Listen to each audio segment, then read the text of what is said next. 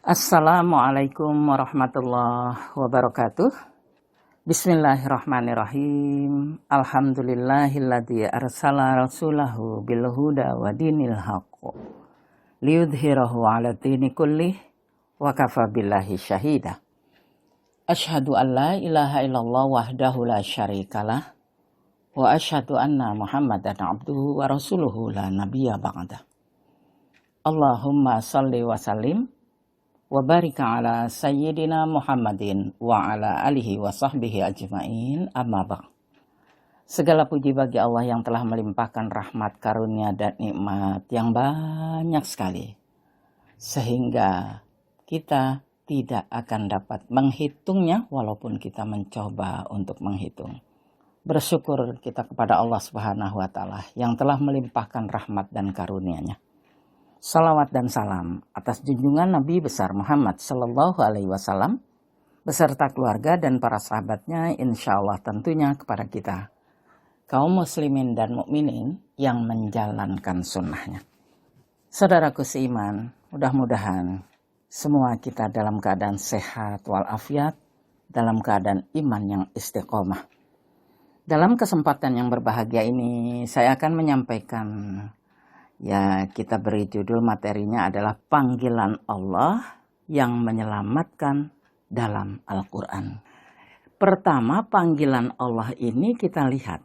Panggilan pertama Allah untuk menyelamatkan adalah surat Al-A'raf ayat 27 yang bunyinya, A'udzubillahi minasyaitonirrajim. Ya Bani Adam, la yaftinannakum syaiton kama akhraja abawaikum minal jannah. Yang di sini Allah menegaskan tentang panggilan anak-anak Adam. Kita tahu semua, Bapak Adam adalah Bapak manusia. Nah, sekarang yang dipanggil anak-anak Adam yang dipanggil. Apa kata Allah? Wahai anak Adam, janganlah kamu ditipu oleh setan sebagaimana ia telah berhasil mengeluarkan ibu bapakmu dari surga. Di sini yang kita lihat larangan. Jangan kamu dapat ditipu oleh setan. Untuk anak Adam, kita semua kan anak cucu Adam. Saudaraku seiman, semua kita anak cucu Adam. Gak terkecuali semuanya. Karena manusia kan semuanya dari Bapak Adam. Jadi di sini Al-Quran sesuai dengan judulnya, panggilan Allah yang menyelamatkan dalam Al-Quran. Pertama, panggilan Allah itu anak Adam. Panggilannya sebuah larangan. Janganlah kamu dapat ditipu oleh setan sebagaimana ia telah berhasil mengeluarkan ibu bapakmu dari surga. Karena ditipu. Tipunya apa? Ya disuruhlah buka kedua pakaian sehingga terlihat auratnya. Gitu. Jadi yang membuka aurat ya nggak salah ya. Karena memang diperintahkannya kan tutup aurat. Nah, disinilah pertama Allah memanggil kepada anak cucu Adam. Jangan kamu dapat ditipu oleh setan. Nah, terus apa lagi? Kenapa begitu? Nah, Allah menegaskan lagi di surat Yasin. Apa kata Allah? Nah, di surat Yasin karena Allah menegaskan jangan kamu sampai ditipu oleh setan. Sedangkan di surat Yasin ayat yang ke-60 Allah telah menegaskan kembali. A'udzubillahi minasyaitonirrajim. Alam ahad ilaikum ya bani Adam. Allah ta'budu syaiton. Innahu lakum aduwwum mubin. Di sini Allah menegaskan kembali kepada siapa? Kepada anak cucu Adam. Bukankah aku telah memerintahkan kepadamu, hai anak Adam, supaya kamu jangan menyembah setan. Maksudnya menyembah di sini bukan seperti sholat ya, saudaraku seiman. Menyembah di sini adalah patuh, percaya. Makanya Allah di sini Bukankah aku telah memerintahkan kepadamu, hai anak Adam, supaya kamu jangan menyembah setan. Karena setan itu musuh yang nyata. Ya, kalau tadi surat Al-A'raf, jangan sampai kamu ditipu. Kalau di surat Yasin, kan udah dikasih tahu. Jangan sampai ketipu sehingga kamu percaya, manut, mengikuti rayuan setan. Setan itu jelas musuhmu. Jadi di surat Al-A'raf jangan ketipu. Allah telah menegaskan setan itu adalah musuhmu untuk anak Adam. Jadi siapa aja wong kita asalnya dari Bapak Adam. Jadi musuh Adam adalah setan. Allah yang memberitahu. Nah sekarang karena Allah menegaskan alam ahad ilaikum ya bani Adam kan udah dikasih tahu. Jangan kamu menyembah, jangan kamu ikuti, jangan kamu percaya, jangan kamu jadikan teman. Itu panggilan Allah yang menyelamatkan untuk anak cucu Adam. Yang kedua, ada lagi panggilan. Panggilan Allah untuk manusia. Jadi makanya judulnya ini materinya panggilan Allah yang menyelamatkan dalam Al-Quran. Yang pertama anak Adam.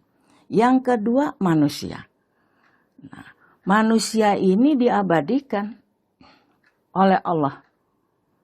Kaitannya dengan setan lagi ya saudaraku seiman. Karena ini panggilan Allah yang menyelamatkan untuk manusia. Anak cucu Adam, manusia. Di surat Fatir ayat 5. Allah menegaskan. A'udzubillahi minasyaitonirrajim. Ya ayyuhan nas, inna wa'dallahi haqq. Fala taghurrannakumul hayatud dunya wala yaghurrannakum billahil gharur. Wahai manusia. Nah, sekarang mulai manusia. Tadi Nabi Adam, Bapak Adam, anak Adam, sekarang anak manusia yang dipanggil wahai manusia. Apa? Sungguhnya janji Allah itu pasti. Pasti benar, maka janganlah kehidupan dunia memperdayakanmu.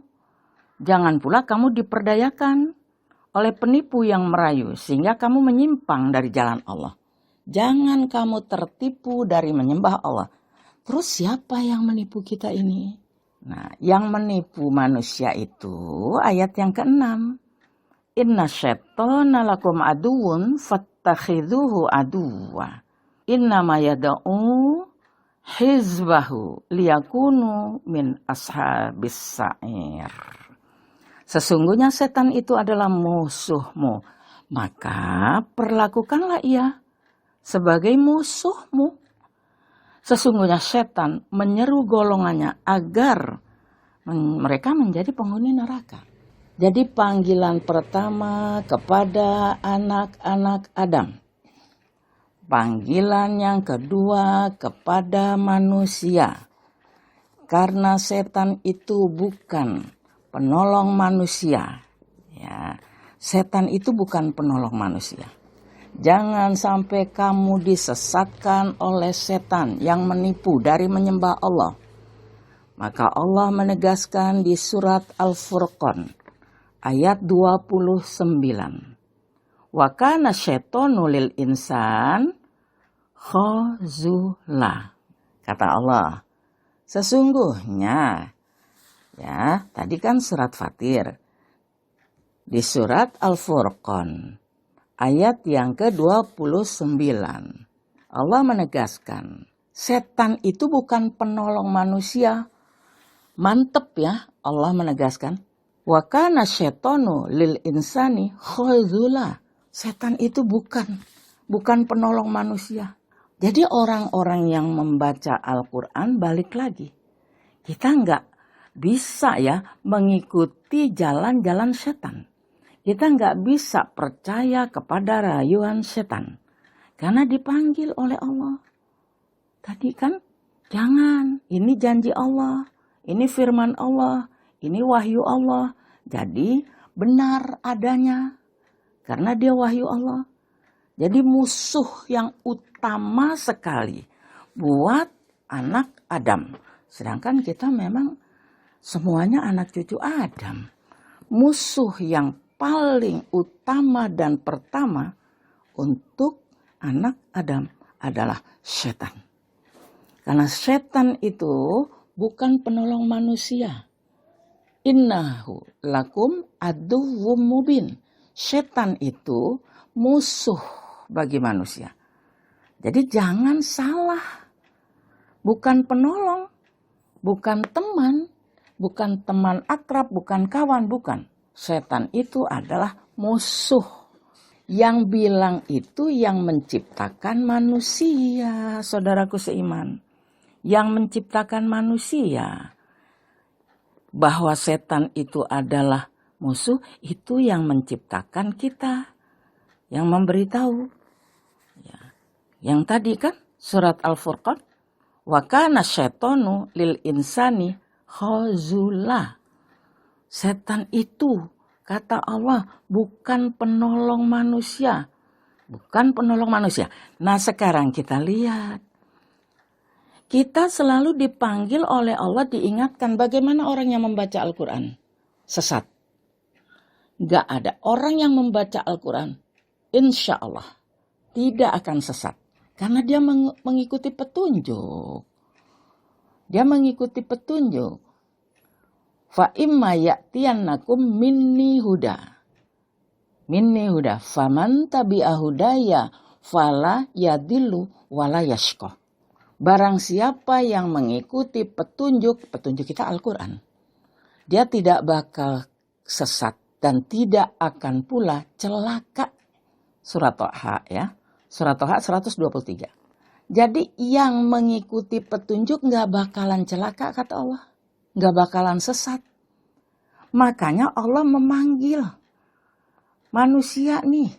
Pertama yang dipanggil anak Adam. Yang kedua manusia.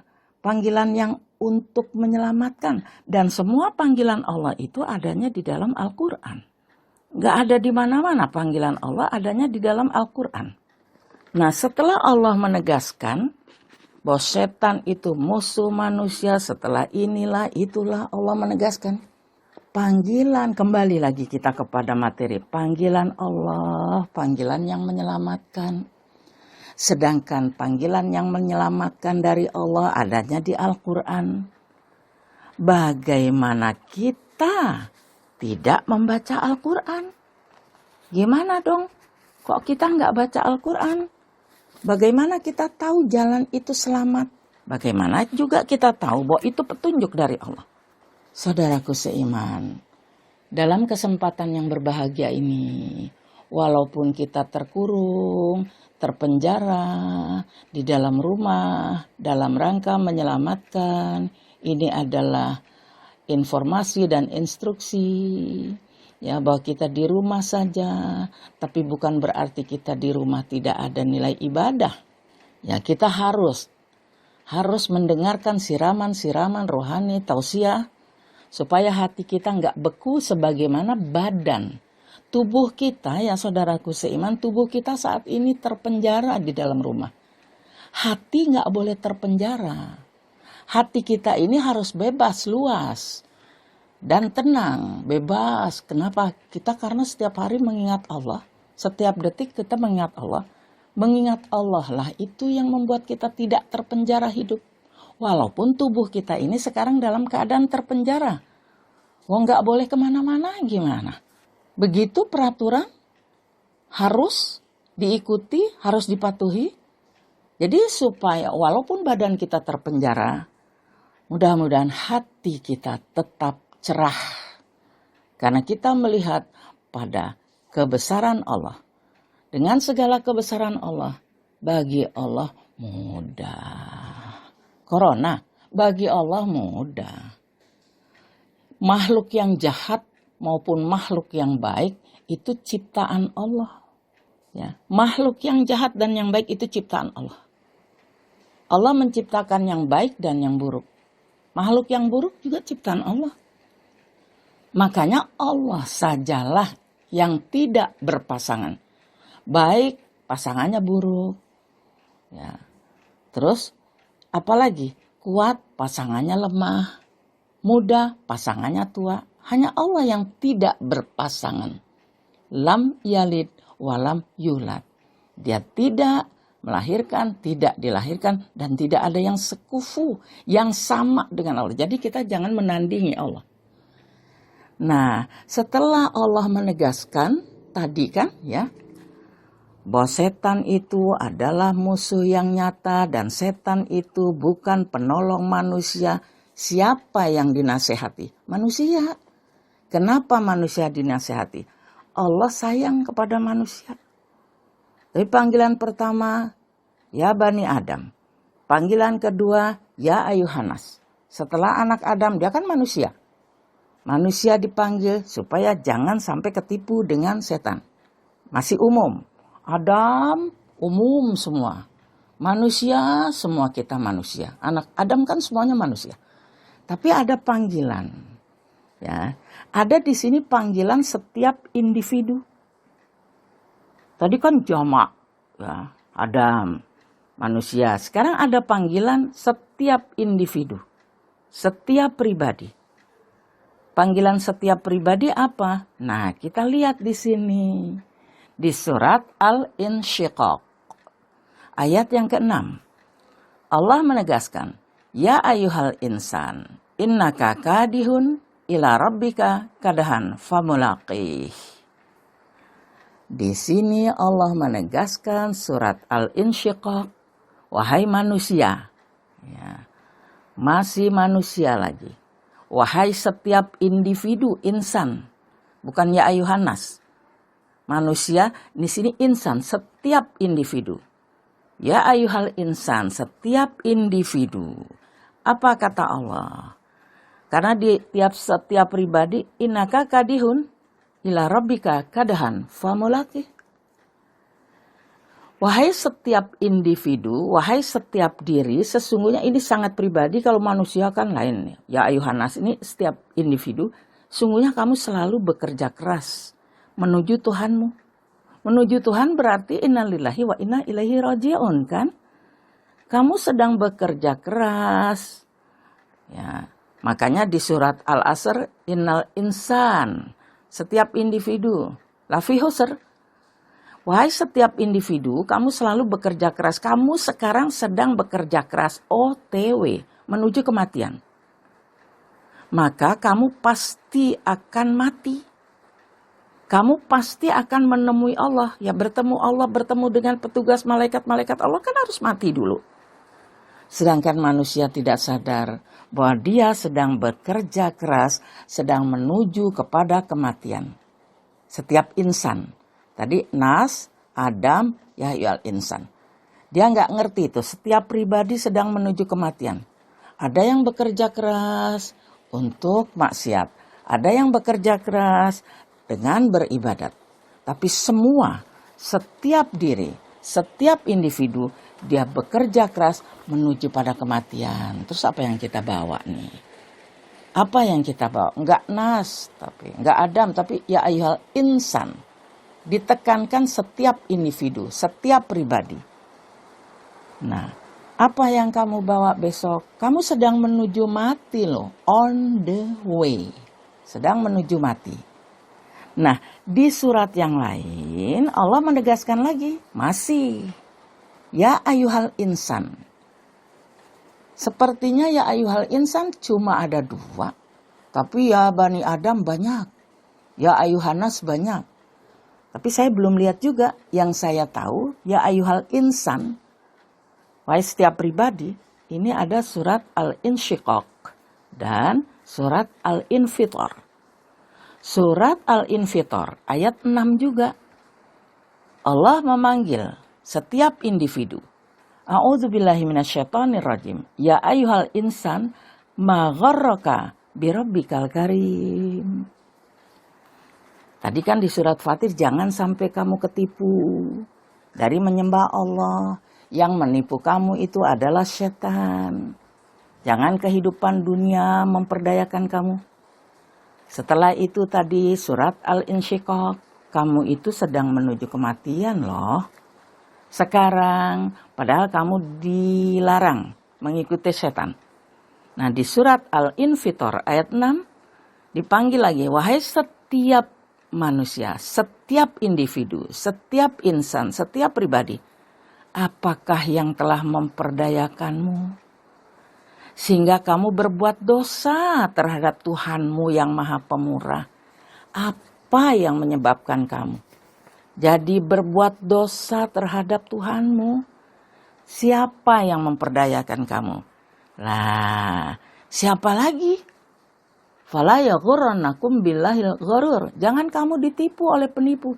Siapa yang menipu kamu sampai kamu bisa berbuat dosa, sampai kamu terpedaya oleh terhadap Allah yang Maha Pemurah? Kok bisa?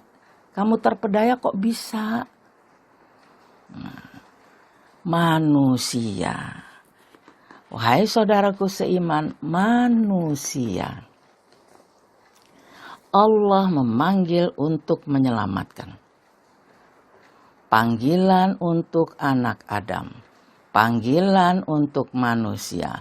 Panggilan setiap individu. Maka setelah semuanya itu kan namanya manusia. Cuma untuk orang yang beriman. Wabil khusus. Kalau itu kan dikasih tahu ini loh.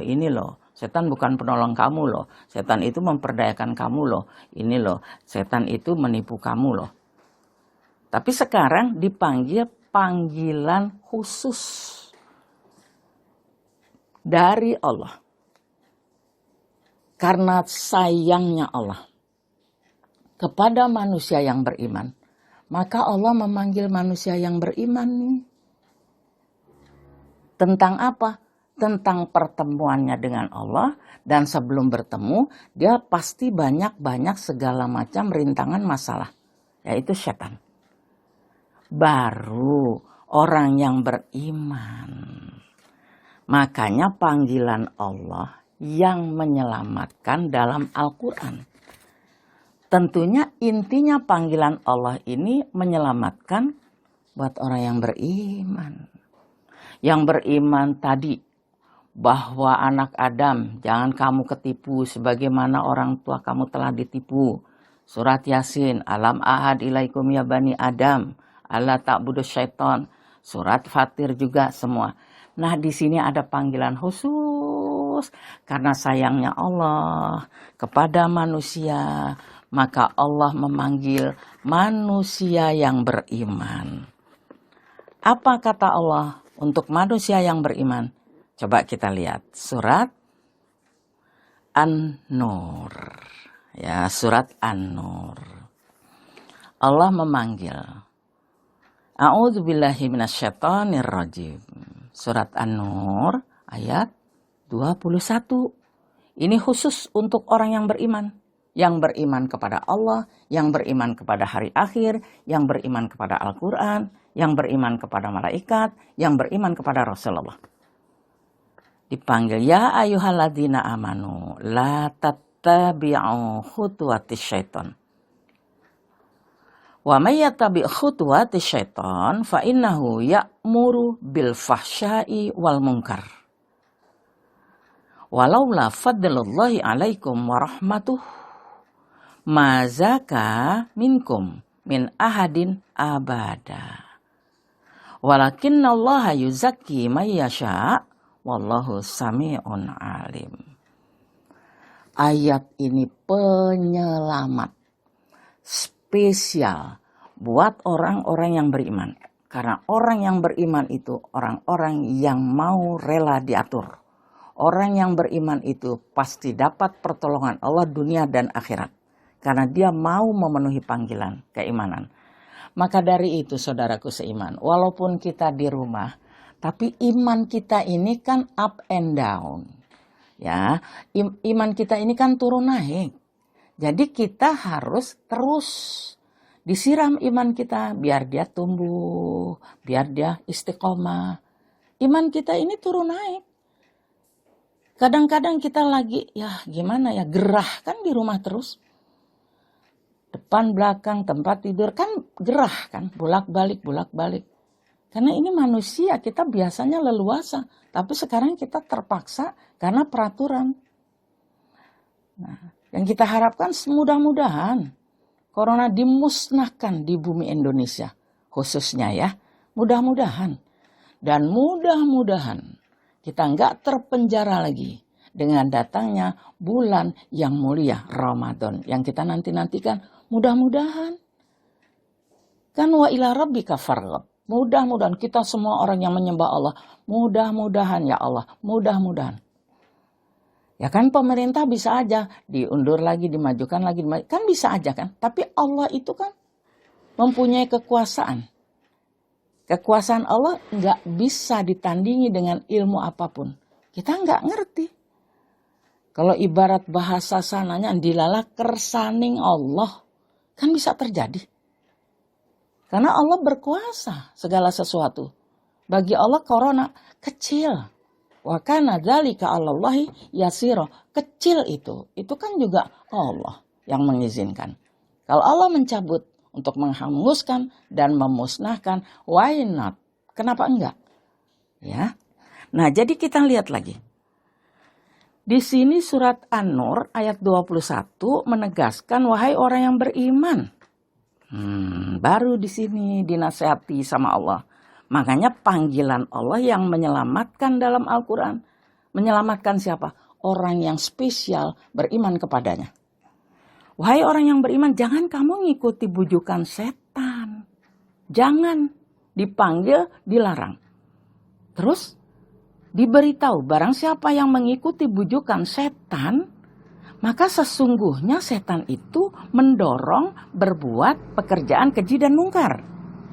Itu pemberitahuan. Setelah dipanggil, diberitahu, setelah dipanggil, dilarang, diberitahu. Betapa baiknya Allah.